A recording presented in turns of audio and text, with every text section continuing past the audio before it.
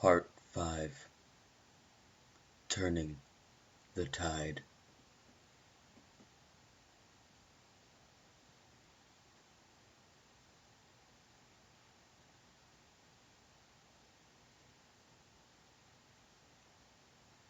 Robben Island, Cape Town Province, United States of Southern Africa. Jalolwe Azanya greets me at his writing desk, inviting me to switch places with him so I can enjoy the cool ocean breeze from his window. He apologizes for the mess and insists on clearing the notes off of his desk before we continue. Mr. Azanya is halfway through his third volume of Rainbow Fist, South Africa at War. This volume happens to be about the subject we are discussing, the turning point against the living dead, the moment when his country pulled itself back from the brink.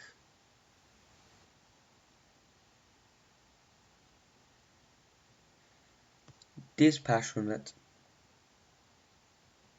a rather mundane word to describe one of history's most controversial figures. Some revere him as a savior, some revile him as a monster. But if you ever met Paul Rediker, ever discussed his views of the world and the problems, or more importantly, the solutions to the problems that plague the world, probably the one word that would always cling to your impression of the man is dispassionate. Paul always believed, well, perhaps not always, but at the least in his adult life, that humanity's one fundamental flaw was emotion. He used to say that the heart should only exist to pump blood to the brain, that anything else was a waste of time and energy. His papers from university, all dealing with alternate solutions to historical societal quandaries, were what first brought him to the attention of the apartheid government. And many psychobiographers have tried to label him a racist, but in his own words, racism is a regrettable byproduct of irrational emotion. Others have argued that in order for a racist to hate one group, he must at least love another. Redker believed both love and hate to be irrelevant. Now to him they were impediments of the human condition.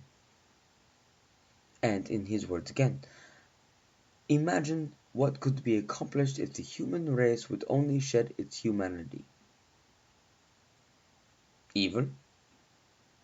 Most would call it that, while others, particularly that small cadre in the center of Pretoria's power, believed it to be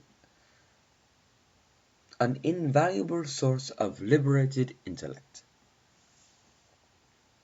It was the early 1980s, a critical time for the apartheid government. The country was resisting on a bed of nails. You had the ANC, you had the Inkatha Freedom Party, you even had extremist right-wing elements of the Afrikaner population that would have liked nothing better than revolt in order to bring about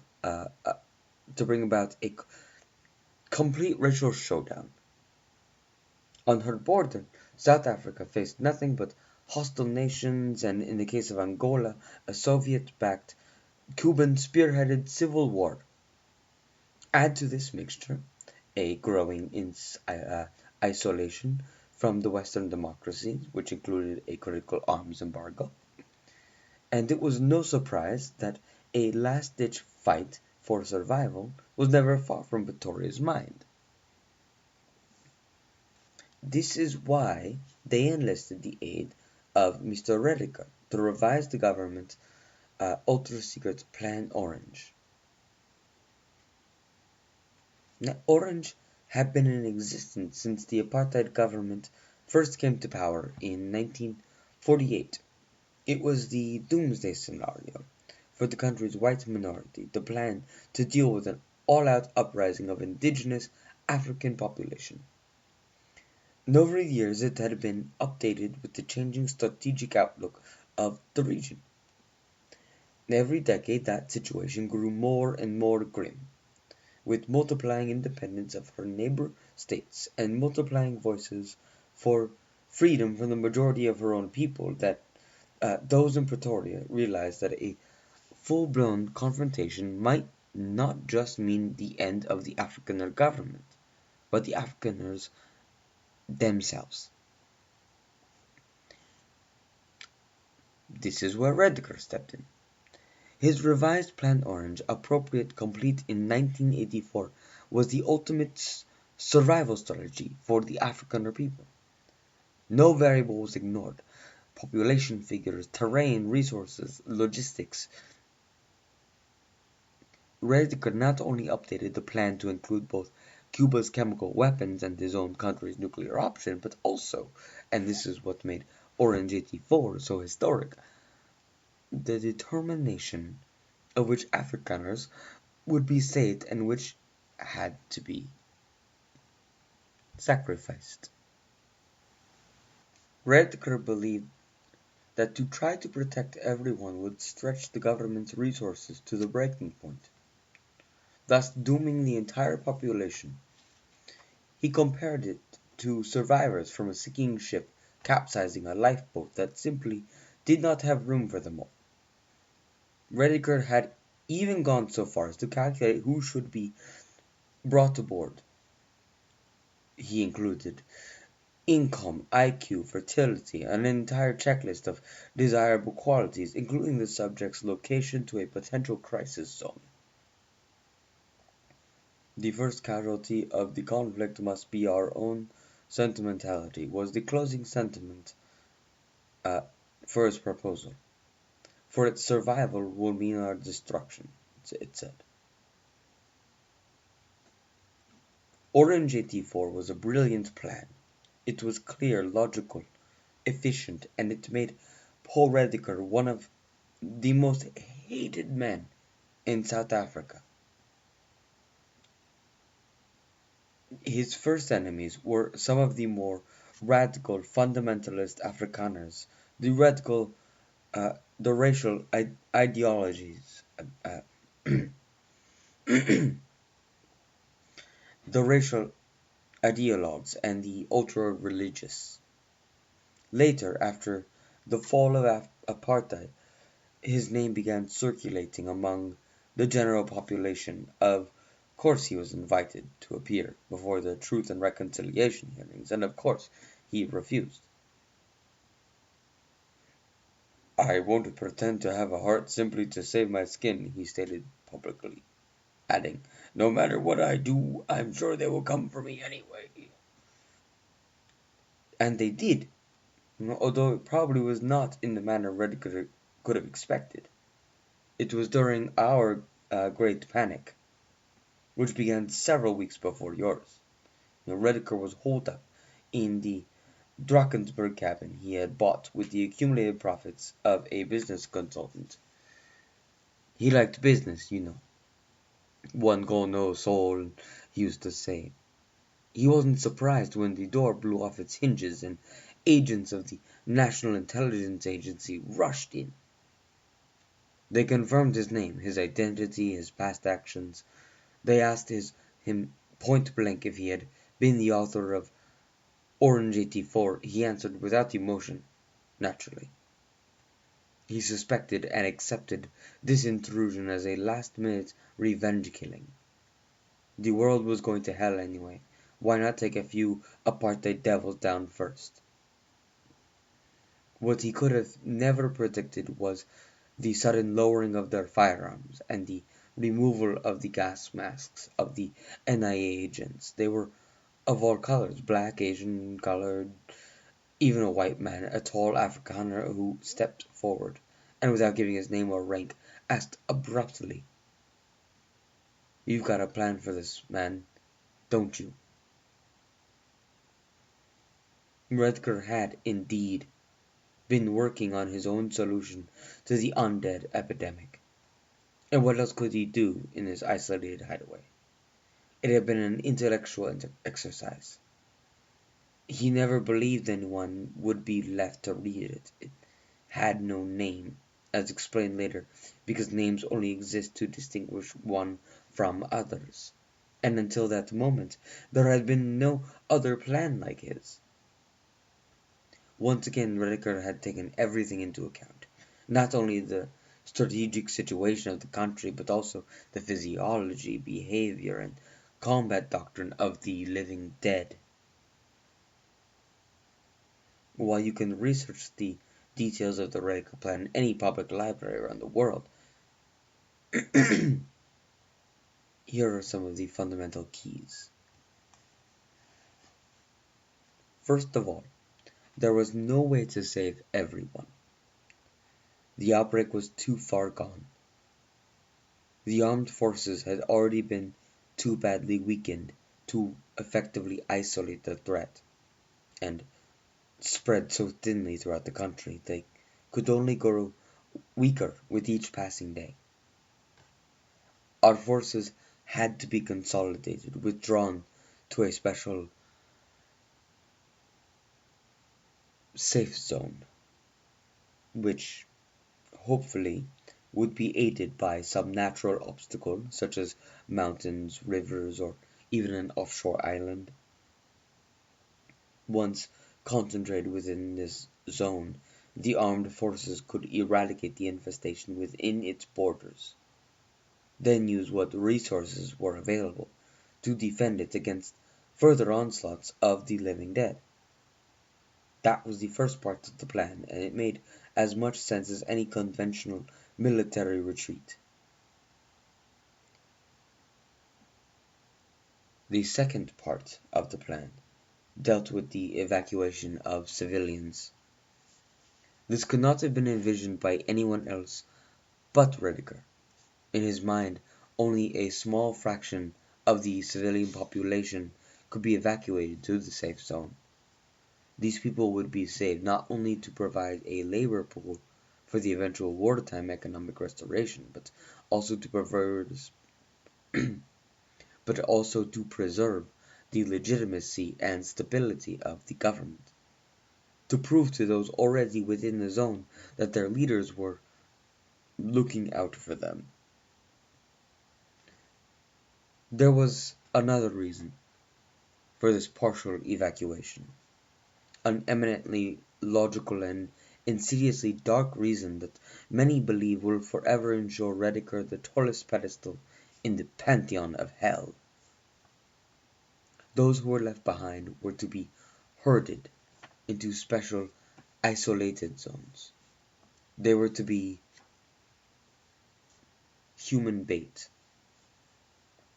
distracting the undead from following the retreating army to their safe zone. Rediker argued that these isolated, uninfected refugees must be kept alive, well defended, and even resupplied, if possible, so as to keep the undead hordes firmly rooted to the spot. You see the genius, the sickness, keeping people as prisoners because every zombie besieging those survivors will be one less zombie throwing itself against our defenses. That was the moment when the Afrikaner agent looked up at Rediker, crossed himself, and said, "God help you, man." Another one said, "God help us all." That was the black one who appeared to be in charge of the operation. "Now let's get him out of here," said. Within minutes they were on a helicopter for Kimberley, the very underground base where Rediker had first written Orange 84. He was ushered into a meeting of the president's surviving cabinet, where his report was read aloud to the room. You should have heard the uproar. Yet with no voice louder than the defense minister's, he was a Zulu, a ferocious man, who'd rather be fighting in the streets than cowering in a bunker. And the vice president was more concerned about public relations. He didn't want to imagine what his backside would be worth if news of this plan ever leaked to the population. The president looked almost personally insulted by Rediger.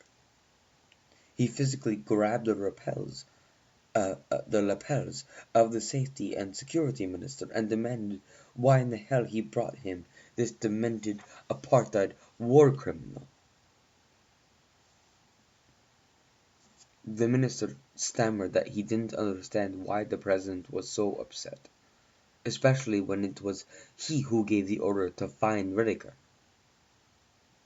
The president threw his hands in the air and shouted that he never gave such an order, and then, from somewhere in the room, a faint voice said, "I did."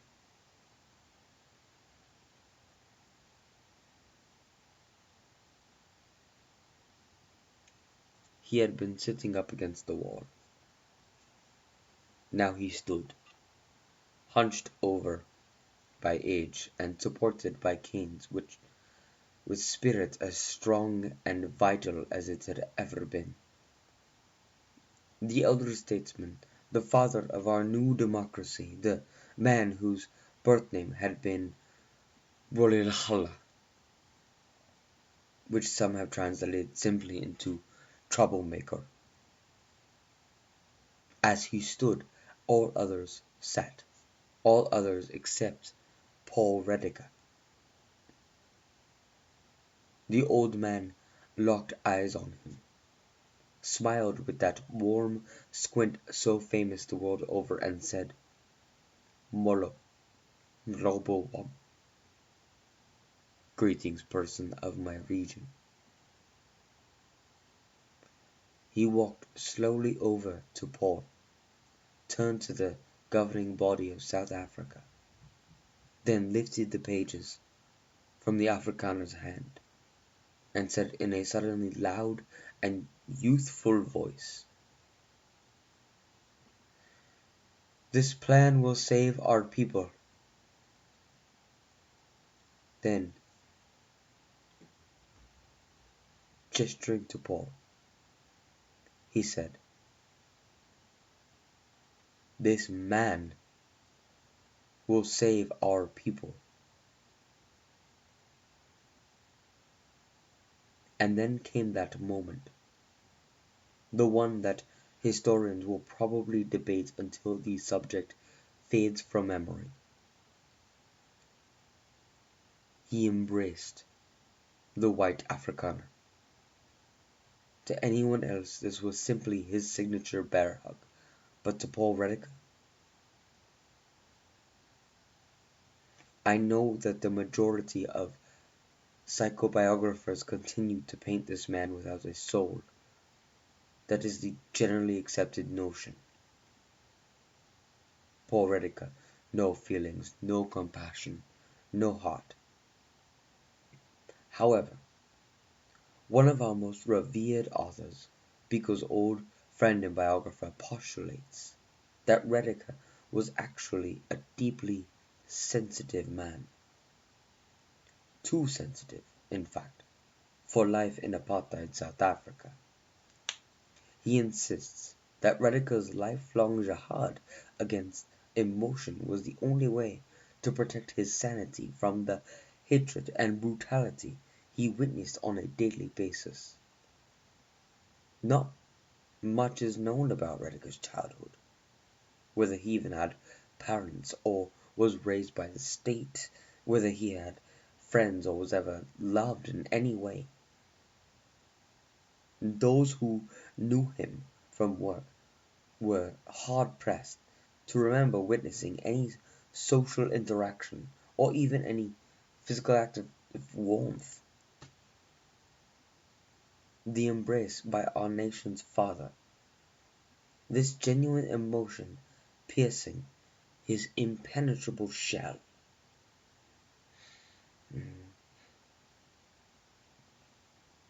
Azania smiles sheepishly. Perhaps this is all too sentimental. For all we know, he was a heartless monster, and the old man's embrace had absolutely no impact. But I can tell you, that was the last day anyone ever saw Paul Reddick. Even now, no one knows what really happened to him. And that is when I stepped in those chaotic weeks when the Reddick plan was implemented throughout the country.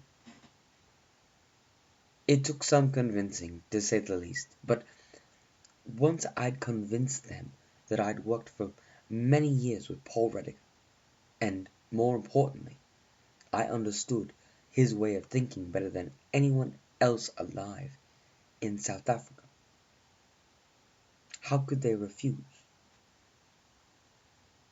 I worked on the retreat, then afterward during the consolidation months, and right up until the end of the war. At least they were appreciative of my services. Why else would they grant me such luxurious accommodations?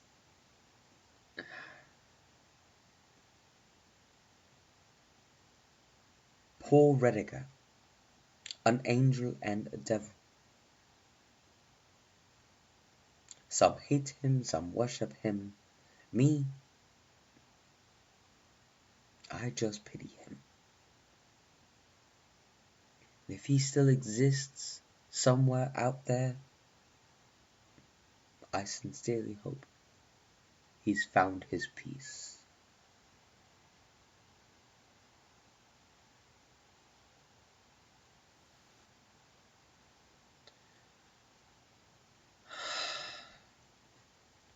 After a parting embrace from my guest, I am driven back to my ferry for the mainland. Security is tight as I sign out my entrance badge. The tall Afrikaner guard photographs me again.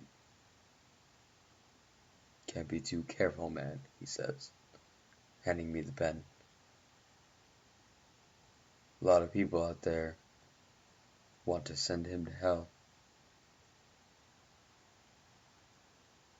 I sign next to my name under the heading of the Robben Island Psychiatric Institute. Name of patient you are visiting: Paul Reddick.